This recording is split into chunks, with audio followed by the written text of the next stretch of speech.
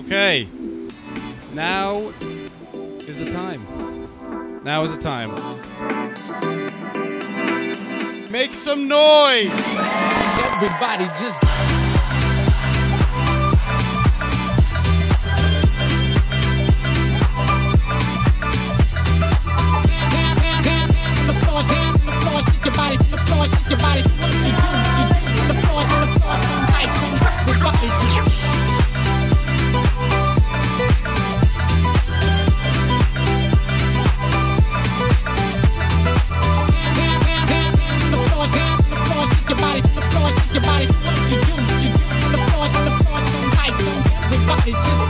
It's the Katie and Brian wedding extravaganza.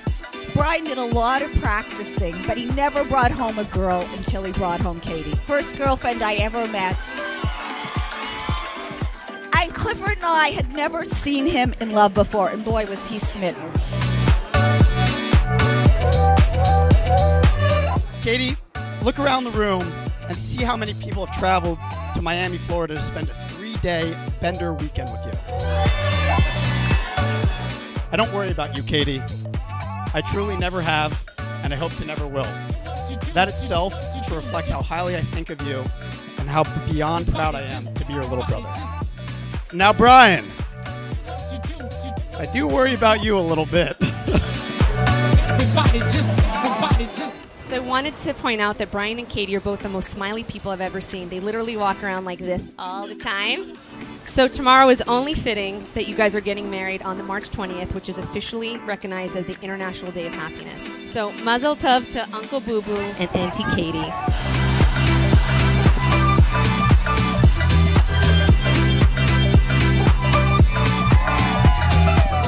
So for all you ladies out there who think looking really pretty on the internet is a joke, well, guess what, bitches? The joke's on you! No, but in all honesty, Katie, you're the Barbie doll I always wanted as a kid, but wasn't allowed to play with. It's not typical to fall in love with your best friend's significant other like we did with Brian and Katie. Brian, please remember to always appreciate Katie's glass half full attitude. And Katie, please just remember to never feed Brian peanuts. We love you guys. Mazel! Katie, Brian, I am so thankful for you guys. I'm thankful for your love, your kindness, your compassion, your friendship, and I'm also thankful that I was invited to the entire wedding and not just dance, Katie. You love unconditionally, smile unconditionally, and watching you two fall in love over the years has been nothing short of a privilege. And I wish you guys a life of health, happiness, so much love, and everybody in this room feels it tonight. We are all here for you and cannot wait to see you guys get married tomorrow. Congratulations.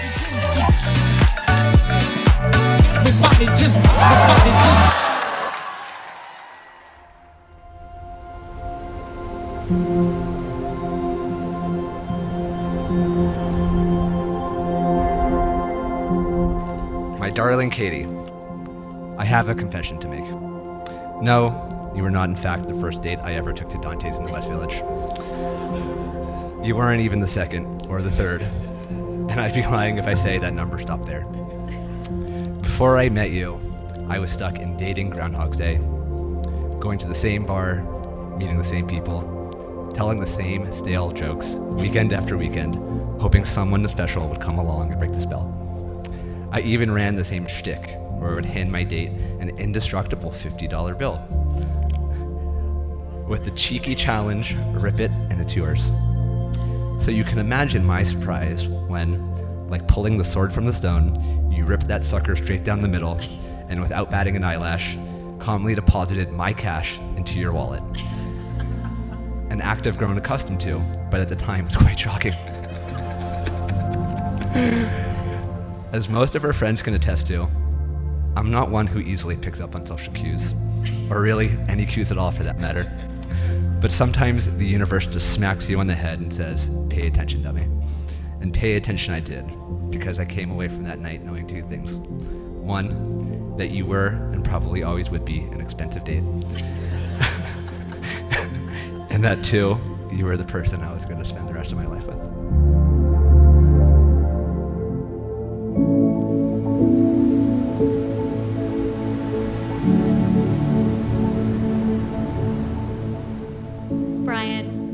From the first day we met, you taught me that our love isn't a love that needs to be in your face and showy.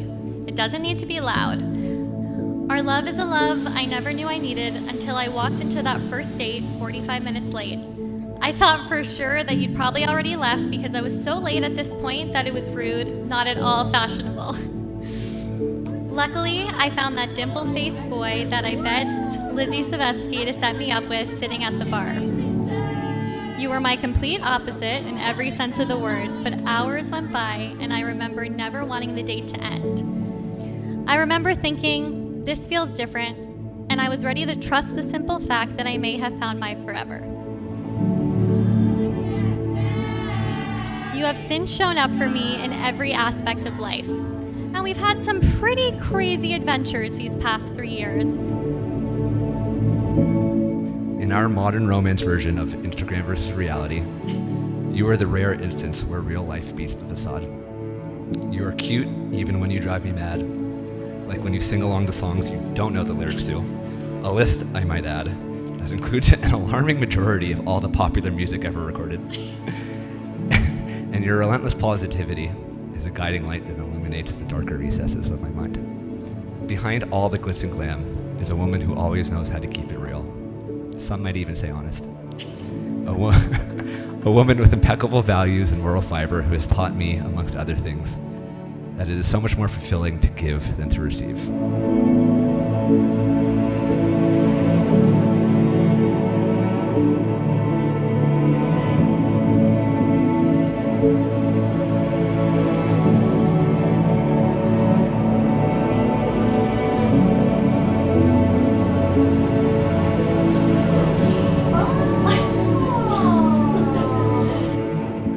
Never be the perfect boyfriend, fiance, or now husband, and I can't promise to stop throwing out the potato chips immediately when you come home from the market, but I can promise to love you, to be a loving father to our children, to kiss you before the dog when I come home from work, to support your dreams of unseating Hoda as the host of the Today Show, to take care of you in sickness and injury, even if it's just for a baby toe.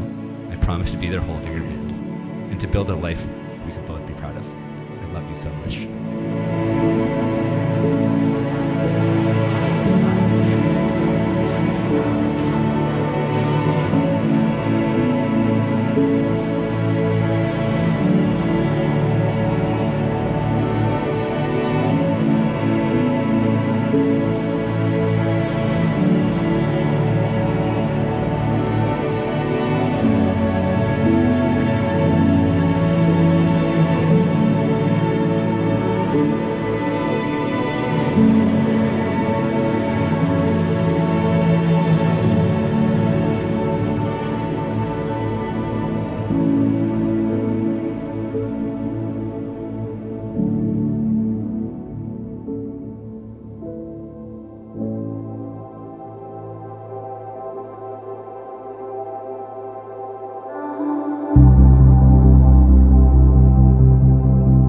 From Montreal to San Francisco, I waited a long time to have this speech.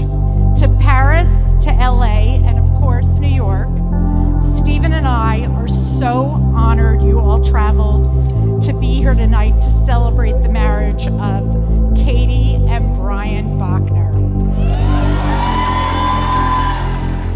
Let's just go.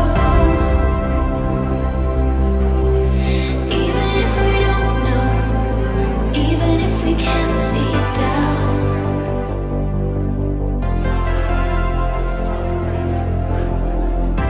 Now let me tell you about my best friend, my travel partner, my therapist, my style guru extraordinaire, my biggest cheerleader, my confidant, my daughter, the person that pushes me to be the best version of me, Katie Taylor.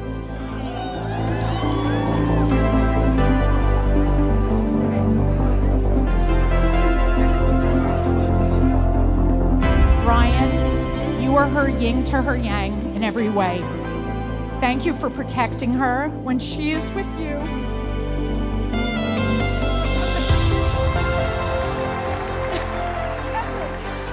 When she is with you, home with you and your adorable rescue puppy, Rory, she can turn off, feel safe and secure. That's all Stephen and I could ask for in a son-in-law. Take care of each other, protect each other, put each other first, always have each other's backs, grow together, and this thing called marriage and life will be a beautiful journey. Even if we can't see down, we can never turn around. We'll make our way through the clouds, make our way through the clouds. Well, Katie, looks like you have a new dance partner. Brian is smart, kind, dashing, unbelievably comfortable in his surroundings, and by all indications, madly in love with you. Let's just even if we don't know, even if we can't see down the neon road, let's keep running.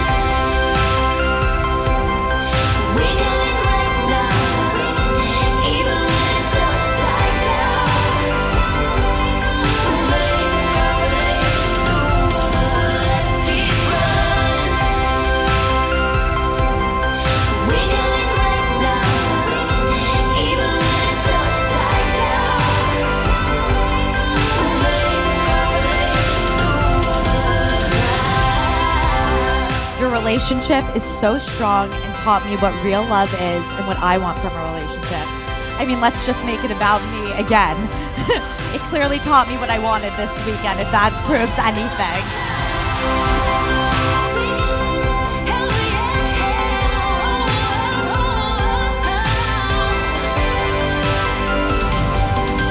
Whether it's a family member or a significant other, when someone you love finds a partner, all you can really ask for is, do they find someone that makes them happy? Now, if they find someone that you independently are friends with, well, shit, count your blessings. And with you, I can't count them all.